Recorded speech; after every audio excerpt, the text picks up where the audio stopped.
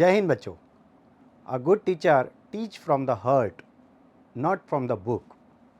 बच्चों, यह अंग्रेजी की कहावत आपने ज़रूर सुनी होगी, लेकिन इस कहावत की सार्थकता तब है जब आपके द्वारा पिछले 4-5 वर्षों में पढ़ाया गया बच्चा आपसे यह आकर कहे कि सर आपका पढ़ाया मुझे अभी तक याद है, या आपके द्वारा पढ़ाए गए नोट्स को मैंने संभाल कर रखा और उससे कई एग्ज़ाम्स को क्वालिफाई किया।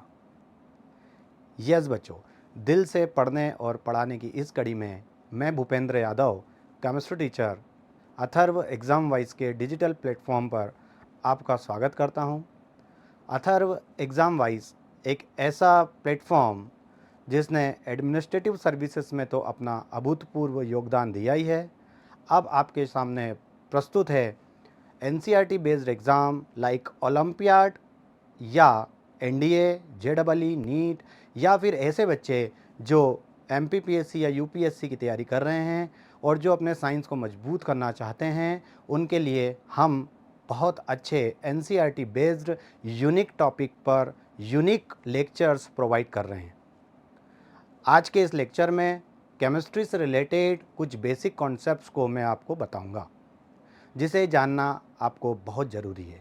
यदि आप किसी भी एग्ज़ाम की तैयारी कर रहे हैं और अगर आपको केमिस्ट्री का बेसिक नहीं पता है तो हम उस एग्ज़ाम में अच्छे मार्क्स नहीं ला सकते। तो हम तैयार हैं आज के लेक्चर के लिए। जो सब्जेक्ट आज हम पढ़ने जा रहे हैं उसका डेफिनेशन हमको पता होना चाहिए। मैं आपको बता रहा हूँ डेफिनेशन ऑफ केमिस्ट्री। जैसा आप बोर्ड पर देख पा रहे हैं कि what is chemistry. Chemistry is the branch of science which deals with the study of structure, property and composition of many matter. किसी भी मैटर के स्ट्रक्चर, प्रॉपर्टी और कंपोजिशन को जहाँ हम स्टडी करते हैं वो केमिस्ट्री है। यहाँ एक इम्पॉर्टेंट वर्ड हमें सुनने को मिला है, मैटर, जिस पर पूरी केमिस्ट्री डिपेंडेंट है। What is matter. तो आज के लेक्चर में हम स्टार्ट करेंगे definition of matter, classification of matter, then plasma, the fourth state of matter, Bose Einstein condensate and the mixture and its type. तो हम स्टार्ट करते हैं definition of matter. What is matter? The proper definition of matter is anything which has mass and occupies space। दुनिया की कोई भी वस्तु जिसका मास हो और जो स्पेस ले, उसको हम मैटर कहेंगे। आपके आसपास जितनी भी चीज़ें आपको दिख रही है वो सब मैटर है, क्योंकि उनका मास है और वो स्पेस ऑक्यूपाई कर रहे हैं। यहाँ मैंने कुछ एग्जाम्पल्स को कवर किया है। What are the examples of matter. तो अगर हम एग्जाम्पल्स की बात करें तो air and water, hydrogen and oxygen, sugar and sand, silver and steel are the example of matter. Now हम बात करते हैं क्लासिफिकेशन ऑफ मैटर की, जो कि बहुत इंपॉर्टेंट है। क्लासिफिकेशन ऑफ मैटर की अगर हम बात करेंगे तो हमारे पास मैटर को दो टाइप से क्लासिफाई किया गया है, on the basis of physical classification and on the basis of chemical classification. Physical classification के बेसिस पर हमने मैटर को 5 कैटेगरीज में डिवाइड किया है: solid, liquid, gas, plasma and Bose Einstein condensate. In further हमने सॉलिड को 2 कैटेगरीज में डिवाइड किया है: crystalline solid and amorphous solid. अगर हम केमिकल क्लासिफिकेशन की बात करें मैटर के, तो हमने 2 कैटेगरीज में मैटर को डिवाइड किया है: pure substance and mixture. Pure substance को हमने 2 कैटेगरीज में डिवाइड किया है: element and compound. Element also sub divided into metal, non metal and metalloid. Compounds को फिर हमने 2 कैटेगरीज में डिवाइड किया है: organic compound and inorganic compound. Mixture को फिर से हमने 2 कैटेगरीज में डिवाइड किया है: homogeneous mixture and heterogeneous mixture. So let us start from the definition of solid, liquid, gas, plasma and Bose-Einstein condensate। तो according to modern definition, अगर हम बात करें modern definition का, तो according to modern definition, solids are the substance which have less interparticle space but large interparticle force of attraction। वहीं अगर हम गैस की बात करें तो substances which have large interparticle space and less interparticle force of attraction is called gas। यहाँ हमने solid, liquid, gas में डिफरेंस दिया हुआ है। इसको आप कंपैरेटिवली स्टडी कर सकते हैं। यहाँ अगर हम डायग्राम से समझने की कोशिश करें तो सॉलिड्स के पार्टिकल्स बहुत ज़्यादा पास पास होते हैं, इंटर पार्टिकल स्पेस बहुत कम है, जिसके कारण फोर्स ऑफ अट्रैक्शन बहुत ज़्यादा। लिक्विड के मॉलिक्यूल्स सॉलिड के कंपैरिजन में थोड़ा दूर दूर होते हैं, और गैसेस के पार्टिकल्स आप देख पा रहे हैं बहुत ज़्यादा दूर होते हैं, जिससे इंटर पार्टिकल स्पेस ज़्यादा है और inter particle force of attraction कम है। बच्चों, मुझे बताइए आपके घर में जो सॉलिड अलमीरा रखी हुई है वो सॉलिड क्यों है? दो टर्म हमें याद रखना है, definite shape and volume. Substances which have definite shape and volume is called solid. ऐसे सब्सटेंसेस जो कि डेफिनेट शेप और डेफिनेट वॉल्यूम रखते हैं उन्हें हम सॉलिड कहते हैं। वाटर इज़ अ लिक्विड, क्योंकि वाटर का वॉल्यूम डेफिनेट है बट शेप डेफिनेट नहीं है। ओके, तो आफ्टर सॉलिड लिक्विड गैस हम आते हैं एक फोर्थ स्टेट और इम्पॉर्टेंट स्टेट ऑफ मैटर, जिसे हम प्लाज्मा स्टेट कहते हैं। प्लाज्मा स्टेट क्या है? आप देख रहे होंगे यहाँ पर आपको आयंस दिखाई पड़ रहे होंगे। आयंस क्या होते हैं? Charge particles are known as ions. This charge particles are of two types, cations and anions. Cations which contain positive charge and anions which contain negative charge. At the very high temperature of stars atom lose their electrons. The mixture of electrons and nuclei that result is the plasma state of matter. आपको इतना proper definition याद रखने की ज़रूरत अभी नहीं है।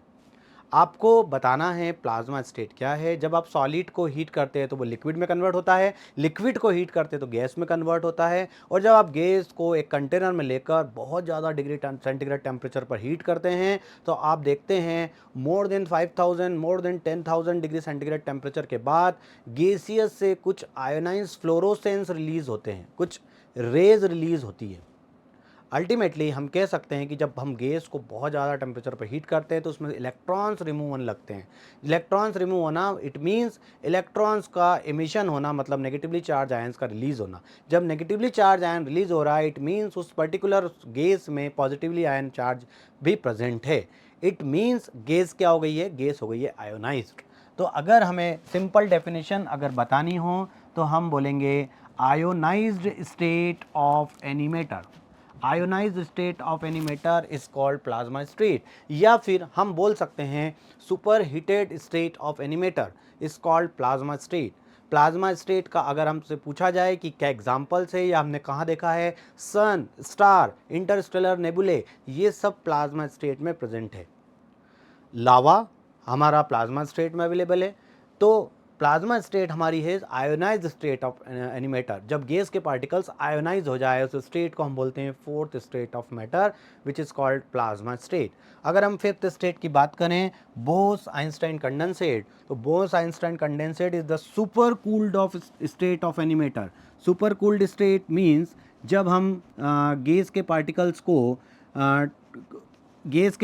को जब हम ठंडा करते हैं तो वो लिक्विड में कन्वर्ट होता है, लिक्विड को और ज़्यादा हम कूल करते हैं तो वो सॉलिड में कन्वर्ट होता है, सॉलिड को हम absolute zero temperature which is -273.15 degree centigrade पर जब लेकर जाते हैं तो गैस के बहुत सारे पार्टिकल्स एक सिंगल पार्टिकल में कन्वर्ट हो जाते हैं।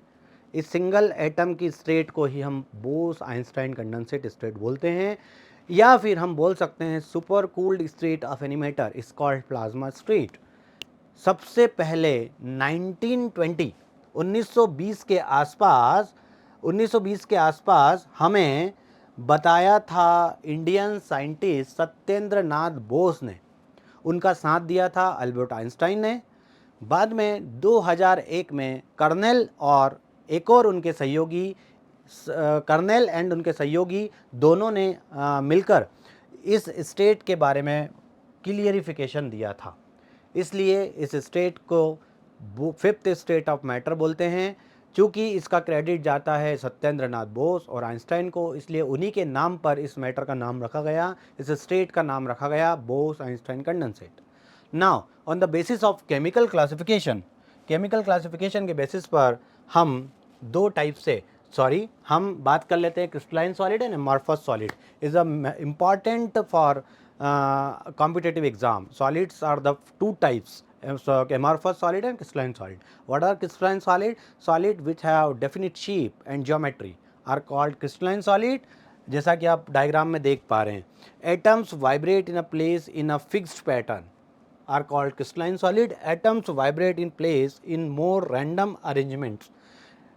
या फिर हम सीधी सीधी डेफिनेशन में बोलें कि एटम्स, जिसके एटम्स डेफिनेट शेप में अरेंज नहीं हो वो एमार्फस होगा, और ऐसे सॉलिड जिनके एटम्स, आयंस, मॉलिक्यूल या फिर हम बोले कॉन्स्टिट्यूएंट पार्टिकल्स जिससे को सॉलिड बना हुआ है, अगर डेफिनेट ज्योमेट्री में अरेंज्ड है तो उसे हम बोलेंगे क्रिस्टलाइन सॉलिड। अगर हम एग्जांपल्स की बात करें तो क्रिस्टलाइन सॉलिड का एग्जांपल हम दे सकते हैं NaCl, sodium chloride, KCl etcetera. Amorphous solid की अगर हम बात करें तो glass, plastic etcetera, glass, plastic etcetera, rubber, ये सब एग्जांपल्स होंगे एमार्फस सॉलिड के। Now we are going to discuss about chemical classification. On the basis of chemical classification हमने मैटर को डिवाइड किया था प्योर सब्सटेंस और मिक्सचर में। What is pure substance? क्या आपने कभी मार्केट से शुगर परचेज किए? उस शुगर में क्या आपको बहुत सारे पार्टिकल्स देखने को मिल रहे हैं? क्या उसमें शुगर के अलावा सॉल्ट भी है? नो, उसमें केवल शुगर के ही पार्टिकल्स होंगे। इसका मतलब ये है कि ऐसे पार्टिकल्स या ऐसा सब्सटेंस जो एक ही टाइप के पार्टिकल से मिलकर बना हो उसे हम बोलते हैं प्योर सब्सटेंस। क्या शुगर प्योर सब्सटेंस है? Yes, sugar is a pure substance because it is made up of only particles of sugar. तो अगर हम डेफिनेशन की बात करें, अ प्योर सब्सटेंस में also be defined as material which contains only one kind of atoms or molecule is called pure substance. Examples of pure substance: gold, copper, wire, sugar, salt, etc. These are the examples of pure substance. It means pure substance are the substance which made up of only one kind of subparticles. These particles may be atom or molecule. Okay, now we are going to discuss about element. Pure substance यदि atom से मिलकर बना है तो उसे हम बोल देंगे एलिमेंट, और अगर प्योर सब्सटेंस हमारा मिलकर बना है मॉलिक्यूल से तो उसे हम बोल देंगे compound. It means pure substance which is made up of one kind of atoms is called element. For example sodium, potassium, aluminium, silicon etcetera, these are the elements. Pure substance which is made up of only one kind of molecule is called compound. It means water, sugar are the examples of compounds. Now going to हम element को अगर सब divide करें तो हम देखते हैं there are total 118 elements are there, जिसमें से हमारे पास 93 मेटल हैं, 7 मेटलॉइड हैं एंड 18 नॉन मेटल्स हैं। मेटल्स, नॉन मेटल्स और मेटलॉइड पर एक अलग से यूट्यूब वीडियो आपको दिखेगा, डिजिटल प्लेटफॉर्म पर ही दिखेगा। इस पर एक अलग वीडियो हम पूरा पढ़ेंगे। तो अभी आपको याद रखना है कि एलिमेंट को हमने कितनी कैटेगरीज में डिवाइड किया है। तो एलिमेंट को हमने डिवाइड किया है 3 कैटेगरीज में, प्योर सब element, metal, metalloid and non metal. Metal को हम 93 हमारे पास मेटल है, 7 मेटलॉइड है एंड 18 हमारे पास नॉन मेटल है। नाउ कंपाउंड को भी हमने 2 कैटेगरीज डिवाइड किया है, organic compound and inorganic compound. Organic compound एक ऐसा कंपाउंड जो कि हमें नेचर से मिले, लिविंग सोर्सेस से मिले। Substances or compound which obtained from living sources is called organic compound, and the compound which is obtained from non-living sources is called inorganic compound. जैसा कि आप देख रहे हैं ये सब ऑर्गेनिक कंपाउंड है, DNA, शुगर, मीथेन, इथेनॉल, ये सब हमको लिविंग सोर्सेज से ऑब्टेन हो रहे हैं, और this are the examples of inorganic compound जो कि हमें नॉन लिविंग सोर्सेज से ऑब्टेन हो रहे हैं। नेक्स्ट अगर हम बात करें मिक्सचर, बहुत बढ़िया एक टॉपिक मिक्सचर, इस पर हम एक पूरा लेक्चर बना सकते हैं। मिक्सचर इज़ और कंपाउंड में क्या डिफरेंस है। Mixture is made up of 2 और more than 2 types of substance in indefinite proportion, but compound is made up of 2 और more than 2 types of substances in definite proportion. It means अगर हम mixture की बात करें तो air एक बहुत अच्छा एग्जाम्पल मिक्सचर का हमें देखने को मिलता है। Air is a mixture but water is a compound. Why? Water is a compound because in water there are hydrogen and oxygen. Hydrogen and oxygen present in definite ratio, which is 1:8.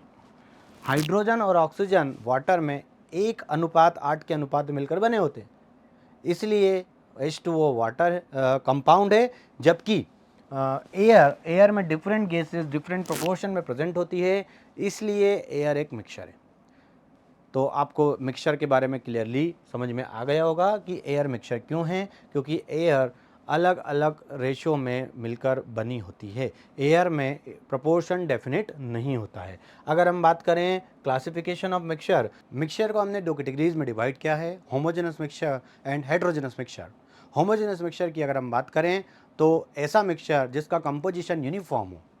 It means हमें solute और solvent के बीच कोई separate boundaries of separation दिखाई ना दे। For example, अगर हम homogeneous mixture का definition की बात करें, compose of a uniform composition of particles. Heterogeneous mixture, homogeneous mixture में हम सॉलिड लिक्विड गैस की बात करें तो हम ब्रास जो कि एक एलॉय है, ये एक होमोजेनस मिक्सचर है, क्योंकि इसमें अलग अलग सॉलिड्स अलग अलग मेटल्स एक प्रोपोर्शन इनडेफिनेट प्रोपोर्शन में प्रेजेंट होती है।